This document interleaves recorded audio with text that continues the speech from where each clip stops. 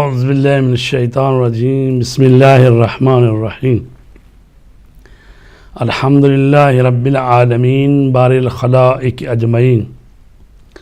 والصلاة والسلام علی اشرف الانبیاء والمرسلین سیدنا و نبینا و مولانا بالقاسم محمد والصلاة والسلام علی اہل بیتہ الطیبین الطاہرین المعصومین اما بعد فقد قال اللہ تبارک و تعالی فی کتابہ المجید والفرقان الحمید وقولہ الحق من اجل ذلك كتبنا على بني اسرائیل انه من قتل نفسا بغیر نفس او فساد فی الارض فکانما قتل الناس جميعا ومن احیاها فکانما احیاء الناس جميعا ولقد جاءتهم رسلنا بالبينات ثم ان كثيرا منهم بعد ذلك في الارض لمسرفون۔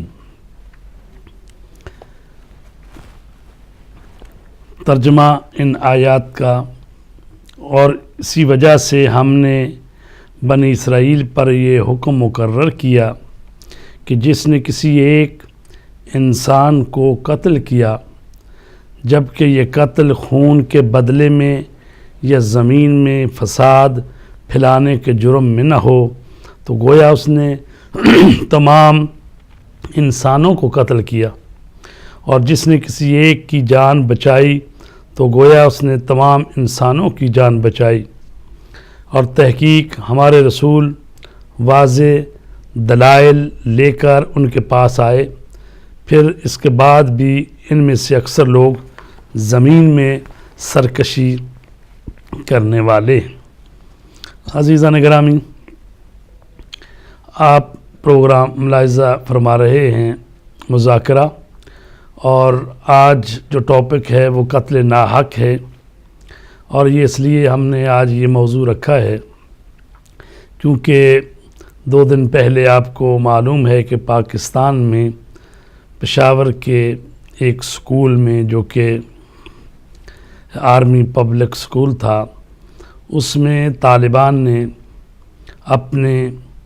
وہ درندے اور دہشت گرد بھیجے جنہوں نے وہاں پر بے گناہ اور معصوم جانوں کو قتل کر دیا۔ 132 کے قریب طالب علم قتل کیے گئے، اور سکول کا عملہ اور جو پرنسپل تھیں تقریباً وہ بھی 9 افراد ان کو قتل کیا گیا۔ تو اس طرح 141 یا 42 افراد جو ہیں وہاں پر شہید کر دیے گئے، اور ان میں سے 122 زخمی ہیں۔ تو یہ بدترین واقعہ ہے دہشت گردی کا جو پاکستان میں رونما ہوا، اور پچھلے چند سالوں سے پاکستان میں جو دہشت گردی کا بازار گرم ہے، اور ان واقعہ میں سے بدترین واقعہ ہے۔ اگرچہ اس سے پہلے بھی ہم نے کوئٹہ میں 90 آدمی اور 100 آدمیوں کی لاشیں اٹھائی ہیں، اور وہ بھی انہی طالبان دہشت گردوں نے کوئٹہ میں خون بہایا تھا مومنین کا۔ اور خدا کرے کہ اب بھی یہ جو واقعہ ہوا ہے یہ آخری ثابت ہو، اور پاکستان کے عوام اور قوم اور حکومت جو ہے وہ اپنی ذمہ داریوں کو پورا کرتے ہوئے اس دہشت گردی پر قابو پائیں، اور جو مظلوم مارے گئے ہیں ان کی داد رسی کریں، ان کے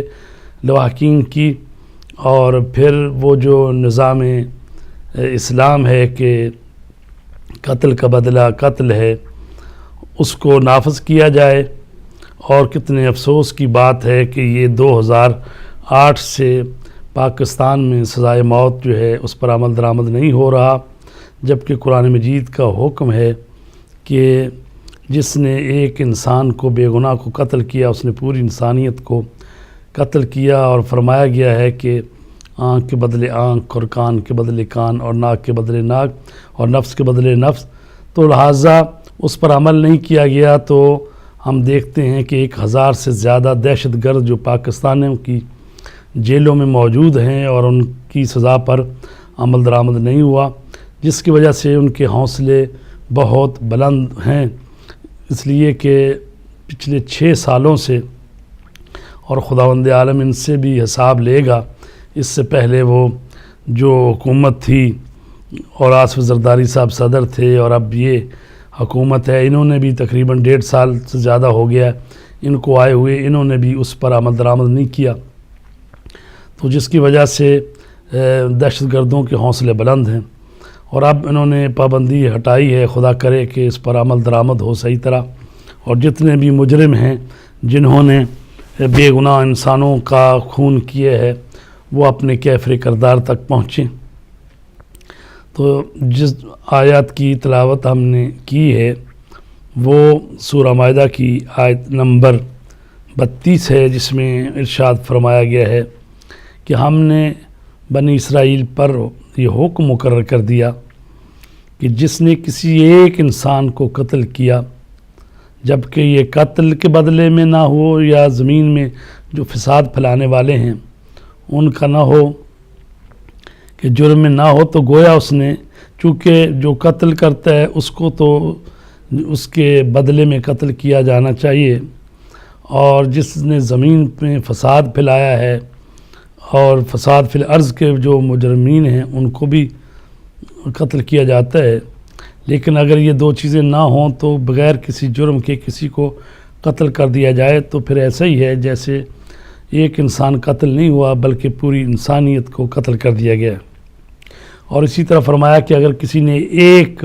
انسان کو بھی بچا لیا تو گویا اس نے پوری انسانیت کو بچا لیا۔ کسی بے گناہ انسان کو قتل کرنا بہت بڑا گناہ ہے۔ قرآن مجید کے مطابق کسی ایک انسان کا ناحق قتل پوری انسانیت کا قتل ہے۔ تو ایک مومن کا قتل، یہ تو کہا ایک انسان کا قتل پوری انسانیت کا قتل ہے، تو اگر ایک مومن کو قتل کیا جائے تو قرآن مجید کی نگاہ میں اس کا قتل کرنے والے کا جو قاتل ہے وہ ہمیشہ کے لیے اللہ کے عذاب میں گرفتار ہو جائے گا۔ فرمایا گیا ہے وَمَنْ يَقْتُلْ مُؤْمِنًا مُتَعَمِّدًا فَجَزَاؤُهُ جَهَنَّمُ خَالِدًا فِيهَا وَغَضِبَ اللَّهُ عَلَيْهِ وَلَعْنَهُ وَأَعَدَّ لَهُ عَذَابًا عَظِيمًا، اور جو شخص کسی مومن کو عمدن قتل کر دے تو اس کی سزا جہنم ہے، جس میں وہ ہمیشہ رہے گا، اور اس پر اللہ کا غضب بھی ہے اور اللہ کی لعنت بھی ہے، اور ایسے شخص کے لیے اس نے بہت بڑا عذاب تیار کر رکھا ہے۔ تو عزیزان گرامی، اس آیہ کریمہ میں ہم دیکھتے ہیں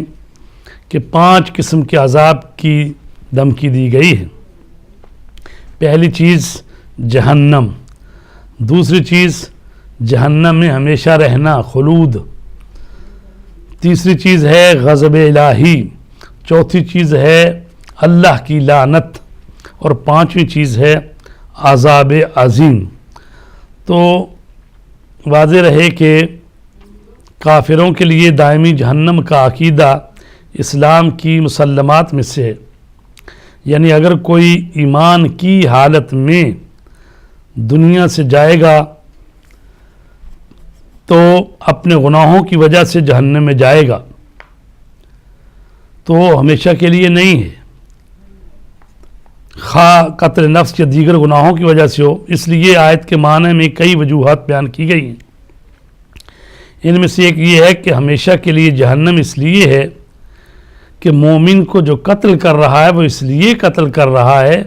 کہ وہ صاحب ایمان ہے، اس کے ایمان کی وجہ سے اس کو قتل کر رہا ہے۔ تو یہ شخص جو ہے اگر مسلمان بھی برائے نام خود مسلمان بھی اپنے آپ کو کہلاتا ہو، تو جب ایک مسلمان کو، ایک مومن کو دوسرا مسلمان قتل کر رہا ہے، اس کو واجب القتل سمجھ کے یا اس کو ایمان کی وجہ سے قتل کر رہا ہے، تو پھر وہ خود جو قاتل ہے وہ بھی کافر ہو جاتا ہے، اس لیے کہ وہ جس کو قتل کر رہا ہے اس کو ایمان کی وجہ سے قتل کر رہا ہے تو پھر قاتل خود کافر ہے اور کافر کی سزا ہمیشہ کے لیے جہنم ہے۔ مومن کے خون کو بہانا حرام ہے اور یہ ضروریات دین میں سے ہے، چنانچہ قاتل منکر ضروریات دین ہے اور واضح ہے کہ ضروریات دین کا منکر کافر ہے۔ رسول کریم صلی اللہ علیہ وآلہ وسلم نے حج الوداع کے موقع پر ارشاد فرمایا انہو لا یحل دم امرئ مسلم ولا مالہ الا بطیبۃ نفسہ ولا تظلموا انفسکم ولا ترجعوا بعدی کفارا۔ رسول پاک نے آخری حج کے موقع پر ارشاد فرمایا اے لوگوں، مسلمانوں کا خون بہانا جائز نہیں ہے اور اسی طرح ان کی اجازت کے بغیر ان کا مال لینا بھی حلال نہیں ہے، پس تم اپنے اوپر ظلم نہ کرنا اور میرے بعد کافر نہ ہو جانا۔ تو جو کسی مسلمان کو مومن کو مارتا ہے خواہ خود بھی مسلمان ہونے کا دعویٰ کرے تو رسول پاک نے فرمایا کہ میرے بعد کافر نہ ہو جانا، مسلمانوں کو قتل نہ کرنا۔ تو انسان چاہے دوسروں کو قتل کرے یا قتل کرنے میں شامل ہو یا قتل کرنے کی سازش کرے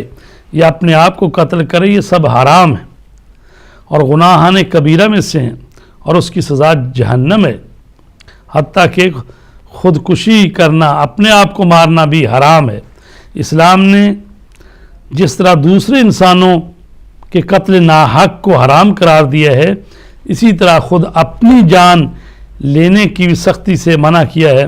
اور اسے عظیم گناہ اور گناہ کبیرہ قرار دیا ہے۔ ارشاد رب العزت ہو رہا ہے، سورہ نساء کی آیت نمبر 29 اور 30 ہے وَلَا تَقْتُلُوا أَنفُسَكُمْ إِنَّ اللَّهَ كَانَ بِكُمْ رَحِيمًا۔ تم اپنے آپ کو ہلاک نہ کرو، بے شک اللہ تم پر بڑا رحم کرنے والا ہے۔ وَمَنْ يَفْعَلْ ذَلِكَ عُدْوَانًا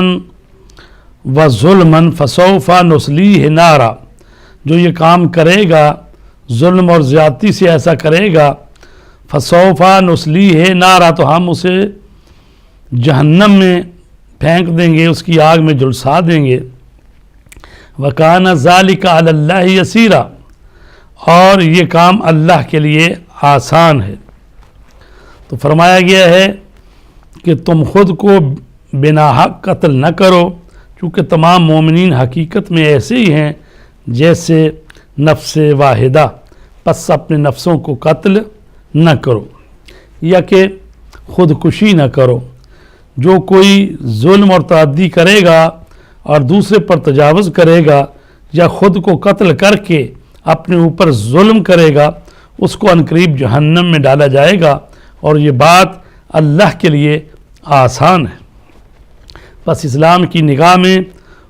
خودکش دھماکے جو لوگ کرتے ہیں، اپنے آپ کو بھی قتل کرتے ہیں اور دوسرے مسلمان بھائیوں کو بھی قتل کر رہے ہیں یا دوسرے بے گناہ انسانوں کو قتل کر رہے ہیں، تو یہ گناہ کبیرہ ہے اور وہ یقیناً جہنمی ہیں جو لوگ یہ کام کرتے ہیں۔ وہ در حقیقت فتنہ و فساد پھیلاتے ہیں اور فتنہ فساد پھیلانا جو ہے یہ قتل سے بھی بڑا جرم ہے۔ لوگوں کے لیے زمین میں خوف و ہراس پیدا کرنا، خوف و ہراس کی فضا پیدا کر دینا، لوگوں کا قتل عام کرنا اور پھر بھی یہ توقع یہ رکھتے ہیں کہ ہم جنت میں جائیں گے۔ قاتل نفس محترمہ کو توبہ کی توفیق نصیب نہیں ہوتی اور یہ مسلمان کی موت نہیں مرتا جو کسی مومن اور مسلمان کو مارتا ہے۔ عزیزان گرامی، حدیث ہے امام جعفر صادق علیہ السلام سے، فرماتے ہیں ان ابی عبداللہ فی رجل قتل رجلا مؤمنا قال یقال له مت ای میتۃ شئت ان شئت یہودیا وان شئت نصرانیا وان شئت مجوسیا۔ یعنی جو شخص کسی مومن کو قتل کرتا ہے تو امام نے فرمایا اس کے لیے کہا جائے گا تو جیسی بھی موت مرنا چاہے مر، ٹھیک، لیکن تو چاہے مجوسی مار، یہودی مار، نصرانی مار، جیسے بھی تیری موت آئے، لیکن تو مسلمان ہو کے نہیں مرے گا، کیونکہ جب ایک مومن کو کوئی دوسرا شخص جو کہ بظاہر کہتا ہے میں مسلمان ہوں، اس کو قتل کرتا ہے اس کے ایمان کی وجہ سے، اس کے مسلمان ہونے کی وجہ سے، تو پھر وہ کافر ہو جاتا ہے خود اور کفر کی موت مرتا ہے، اور مومن کے قاتل کی توبہ بھی قبول نہیں ہے۔ حضرت امام جعفر صادق علیہ السلام کا ارشاد گرامی ہے، لا یزال المؤمن فی فسحۃ من دینہ ما لم یصب دما حراما وقال لا یوفق قاتل المؤمن متعمدا للتوبہ۔ مومن اس وقت تک دین کی دی ہوئی آزاد فضاؤں میں رہتا ہے جب تک کسی ناحق خون میں اپنے ہاتھ رنگین نہیں کرتا۔ نیز یہ بھی فرمایا مومن کو جان بوجھ کر قتل کرنے والے کی توبہ قبول نہیں ہوتی۔ تو دیکھیے کہ یہ جو دہشت گرد ہیں، جو طالبان ہیں، یا انہی جیسے لوگ جو داعش کے لوگ ہوں، جہاں جہاں بھی یہ قتل و غارت کا انہوں نے بازار گرم کیا ہوا ہے، تو یہ خاص سوچ اور فکر کے لوگ ہیں، یہ خارجی سوچ کے لوگ ہیں، یہ وہ لوگ ہیں کہ جنہوں نے حضرت علی علیہ السلام کو مسجد کوفہ میں قتل کیا، اسی سوچ اور فکر کے لوگ ہیں جنہوں نے امام حسن کو زہر دیا، یہی وہ لوگ ہیں، اور اسی سوچ اور فکر کے یہ حامل لوگ ہیں کہ جنہوں نے امام حسین کو قتل کیا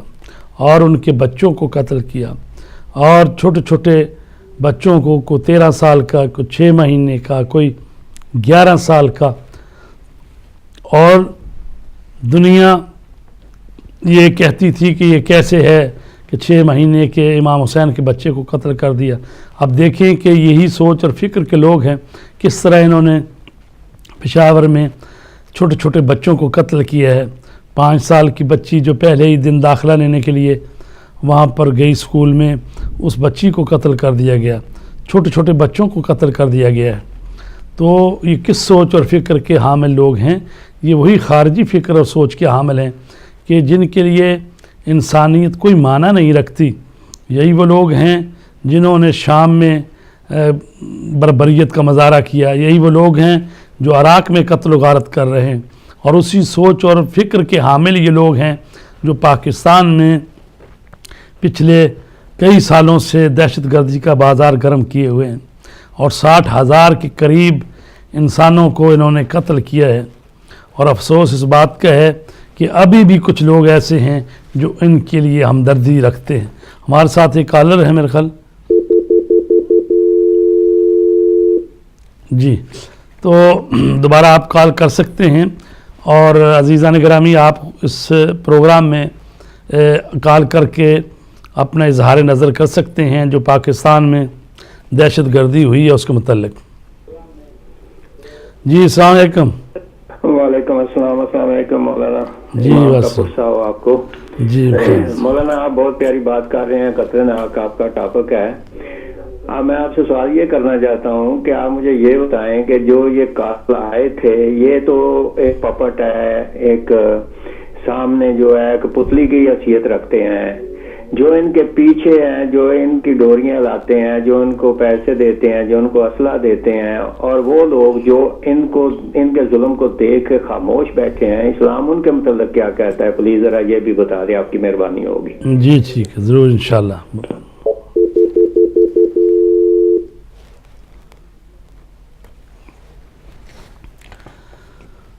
جی، تو جو لوگ ایسے قتل میں شریک ہوتے ہیں یا منصوبہ بناتے ہیں یا ماسٹر مائنڈ ہوتے ہیں، خود تو اپنے ہاتھ سے وہ قتل نہیں کرتے، لیکن ایسے لوگوں کو برین واشنگ کرتے ہیں اور ان کو مسلسل ایسی چیزیں دکھاتے ہیں یا ایسے اقدام کرتے ہیں کہ جن کی وجہ سے ان کی برین واشنگ کر کے اور ان کو کہتے ہیں کہ آپ جاؤ ان کو مارو اور تم جنت میں جاؤ گے۔ جی السلام علیکم۔ وعلیکم۔ جی کون بھائی بول رہے ہیں؟ پنجاب سے بول رہا ہوں، سلطان علی جعفری میرا نام ہے۔ جی جعفری صاحب۔ یہ جو واقعہ ہوا ہے اس میں یہ لوگ شامل ہوتے ہیں،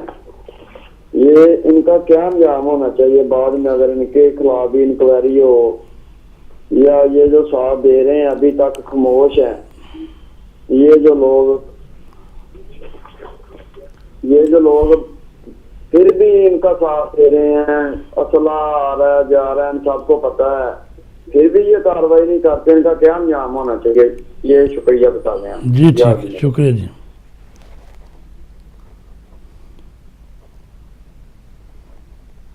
جی تو رسول پاک کے زمانے میں یعنی کسی آبادی میں کوئی شخص قتل ہو گیا، اور جب رسول کریم وہاں پر پہنچے ہیں تو پوچھا کہ اس کا قاتل کون ہے؟ لوگوں نے عرض کی کہ ہم نہیں جانتے۔ تو رسول پاک صلی اللہ علیہ وآلہ وسلم نے تعجب کیا اور فرمایا، اس خدا کی قسم جس نے مجھے مبعوث کیا ہے، اگر تمام اہل آسمان اور زمین ایک مسلمان کے قتل میں شرکت کریں اور اس پر راضی ہوں تو خدا ان سب کو عذاب دے گا اور انہیں جہنم میں ڈالے گا۔ جی ایک کال لے لیں ہم، اس کے بعد پھر جی السلام علیکم۔ ہلو السلام علیکم جی مولانا صاحب۔ جی فرمائیے، کون صاحب بول رہے ہیں، کہاں سے؟ جی میں گلگت پاکستان سے بات کر رہا ہوں۔ جی فرمائیے، کیا کہنا چاہیں؟ تو میں یہ کہنا چاہ رہا ہوں کہ بھائی کل کی جو واقعہ ہے اس کو میں مذمت کر رہا ہوں، مولانا صاحب سے یہ پوچھ رہا ہوں کہ یہ انسانیت سوز واقعہ چھوٹے سے بچوں کے ساتھ۔ جی ہم بتاتے ہیں جی انشاءاللہ۔ ہم ایک چھوٹی سی بریک پر جا رہے ہیں، حاضر ہوتے ہیں بریک کے بعد۔